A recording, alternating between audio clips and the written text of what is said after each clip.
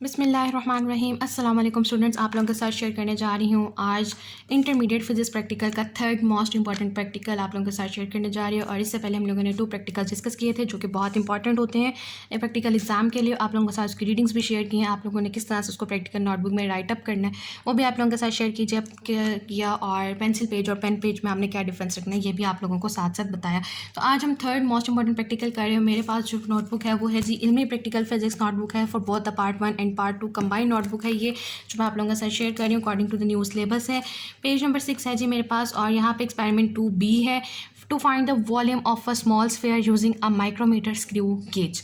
तो पहले हम लोगों ने स्क्रू गेज को यूज़ करते हुए हम लोगों ने फाइंड किया था area of cross sectional wire, एक वायर का एरिया फाइंड किया था। अब हम लोग स्फीयर यानी कि आप कोई छोटी बॉल, मेटल बॉल हम लोग ले सकते हैं और कोई सॉलिड स्फीयर लेंगे जिसका हम लोगों ने क्या डिटर्मिन करना होगा, volume.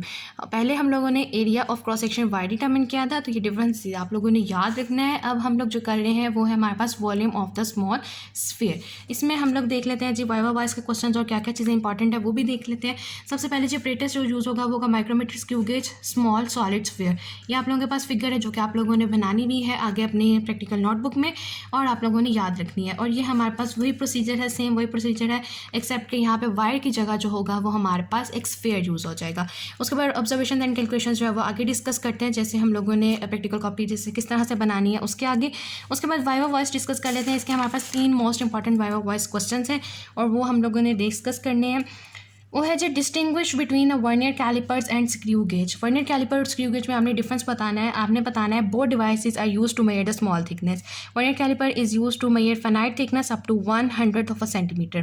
Screw gauge is used to measure smaller thickness, where a vernier caliper fails to give more accurate results. It can measure up to 1/1000th of a centimeter. It means that the reading power of the screw gauge is 10 times greater than that of the vernier caliper. Second question है जी हमारे पास, what is reading power least count of the screw gauge.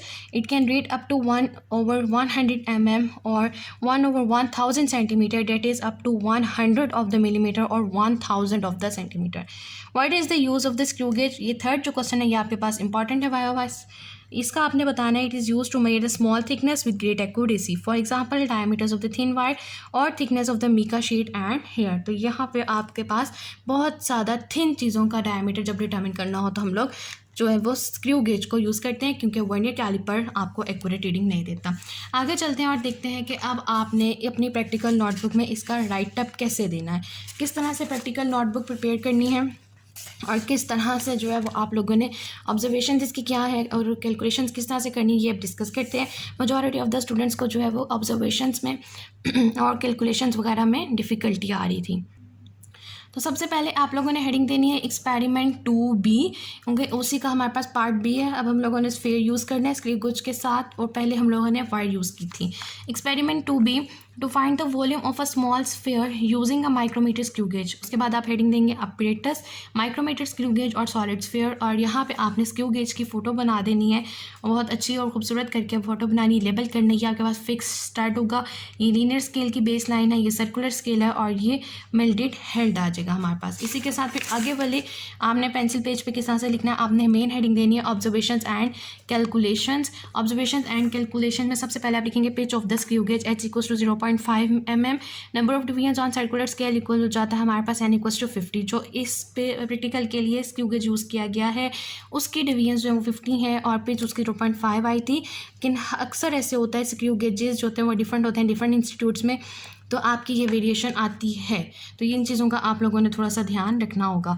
Least count equal हो जाता है हमारे पास h/n 0.01 millimetre, और zero error और ज़ीरो करेक्शन इस इंस्ट्रूमेंट में नहीं आया तो वो नील हो जाएगा। टेबल बनाने के लिए आपने सबसे पहले फर्स्ट कॉलम बनाना है सीरियल नंबर और नंबर ऑफ ऑब्जर्वेशन।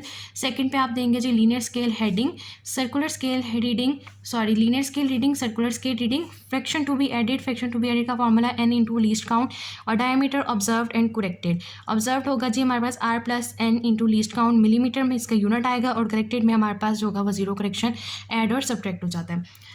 सबसे पहले रीडिंग जो होगी उसमें हमारे पास लीनियर स्केल रीडिंग 17 है, उसके बाद सर्कुलर स्केल रीडिंग आपके पास आएगी 33। फ्रैक्शन टू बी एडेड जो होगा उसको सॉल्व करने के बाद हमारे पास आंसर आएगा 0.33। उसके बाद डायमीटर कैलकुलेट होकर आ जाएगा हमारे पास 7.33 दोनों बॉक्सेस में। नेक्स्ट हमारे पास जो रीडिंग होगी उसमें हमारे पास लीनियर स्केल रीडिंग 17 ही होगी। जो हमारे पास सर्कुलर स्केल रीडिंग है वो 35 आ जाएगी। स्फीयर की जो है वो वेरिएशन देगा। फ्रैक्शन हमारे पास टू बी एडेड 0.35 जब आपने लीस्ट काउंट से मल्टीप्लाई किया, और डायमीटर कैलकुलेट होकर आ गया 7.35। थर्ड और लास्ट रीडिंग आपके पास लीनियर स्केल रीडिंग 17 होगी, circular scale reading 34, fraction to be added 0.34 और डायमीटर कैलकुलेट होकर हमारे पास आ जाएगा 17.34। मीन डायमीटर आपने कैलकुलेट करना है, आपको पता है तीनों रीडिंग्स को ऐड करके डिवाइड कर देते हैं। 3 रीडिंग्स जितनी रीडिंग्स होंगी उससे हमने डिवाइड कर देने। ये हम लोगों ने इन्हीं तीनों को 3 से डिवाइड किया और आंसर क्या आ गया हमारे पास 17.34 millimetre.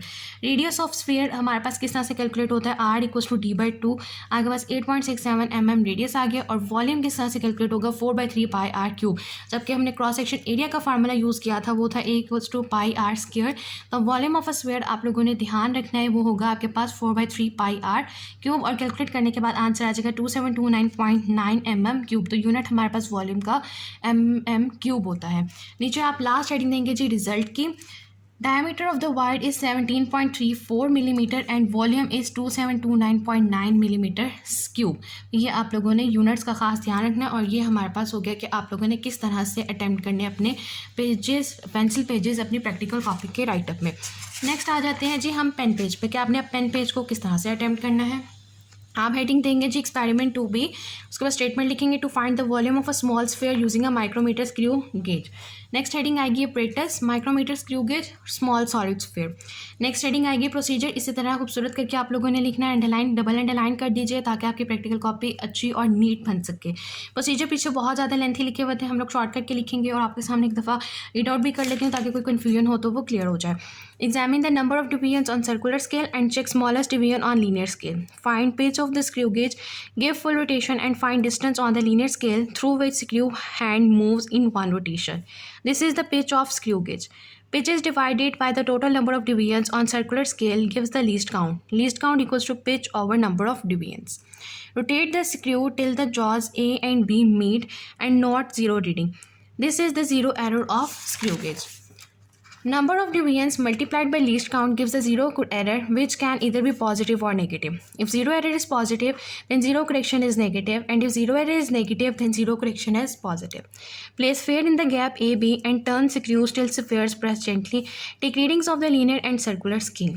Calculate fraction to be added and into least count. The observed diameter of the sphere is equal to linear scale reading R plus the product of circular scale reading and least count. Find diameter of the sphere and apply zero correction to get the correct diameter and find the mean diameter. Find radius and calculate the volume of the sphere using the formula V = 4/3 πr³। तो ये हो गया आपका बिल्कुल short सा procedure. Next आप last पे लिखेंगे जी precautions. Do not press the screw too hard, zero correction should be applied, take 3 readings for the diameter by rotating sphere. तो ये था जी स्टूडेंट्स आज हमारे पास third most important practical for the intermediate physics के प्रैक्टिकल आप लोगों के साथ शेयर कर रही हूँ रीडिंग्स के साथ साइंड कॉपी, और बहुत अच्छी जो कॉपी बनी हुई है और फुल मार्क्स इस कॉपी को और स्टूडेंट को जो है वो अपने प्रैक्टिकल एग्जाम में मिले हुए हैं। आप लोगों ने यही वाइवा वर्क्स तैयार करने हैं, यही अपने प्रैक्टिकल तैयार करने हैं। इन रीडिंग्स को आप लोग जहन में रखना है क्योंकि मेजॉरिटी ऑफ द स्टूडेंट्स को मैं जानती हूँ और वो रीडिंग्स को जो है वो लर्न करके जाते हैं। पिछले सेशन में भी जो आए थे वो हमेशा मेजॉरिटी ऑफ द स्टूडेंट्स को ये आदत होती है वो रीडिंग्स को लर्न करते हैं। मैं प्रेफर नहीं करती कि आप लोग लर्न करें रीडिंग्स को, लेकिन जब प्रैक्टिकल परफॉर्म किया जाता है तो आप लोगों को रीडिंग्स आपके जहन में है तो आपको आइडिया हो जाता है कि आपकी रीडिंग्स जो है वो ऑलमोस्ट सेम आई है। तो यहाँ पर वेरिएशन आ सकती हैं, पिच में वेरिएशन आ सकती है, डिवीजन्स में वेरिएशन आ सकती है। तो जो मुख्तलिफ इंस्टीट्यूट्स मुख्तलिफ जो है वो वैरायटी के आपके पास आपको जो होता है वो इंस्ट्रूमेंट्स देता है तो उसमें वेरिएशंस आती हैं। तो आप लोगों ने जीरो एरर जीरो करेक्शन पे बहुत फोकस रखना है और मुझे उम्मीद है आप लोगों को आज की वीडियो भी पसंद आई होगी। इन केस कोई क्वेश्चन क्वेरी तो आप लोग मुझसे ज़रूर पूछ सकते हैं। लास्ट में मेरी आप सबसे सिर्फ यही रिक्वेस्ट होती है काइंडली प्लीज़ चैनल को जरूर सब्सक्राइब कर दीजिए, वीडियो को लाइक कर दीजिए और ज़्यादा से ज़्यादा शेयर कर दीजिए। Thank you.